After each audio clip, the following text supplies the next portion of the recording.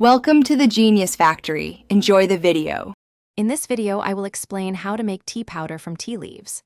First, choose fresh, high-quality tea leaves, as their condition significantly impacts the final powder's flavor and aroma. Next, gently wash the leaves under cool, running water to ensure they are free from any dust or debris. After washing, it is crucial to thoroughly pat them dry using a clean towel or paper towels, removing all moisture before proceeding to the next step. Once your tea leaves are clean and dry, the next vital step is proper drying. You can spread them in a single layer on a baking sheet and bake them in an oven at a low temperature, approximately 250 degrees Fahrenheit, for about 10 to 15 minutes.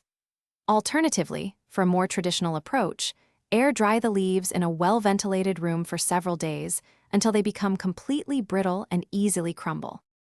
With your tea leaves now perfectly dry and brittle, it's time to transform them into a fine powder.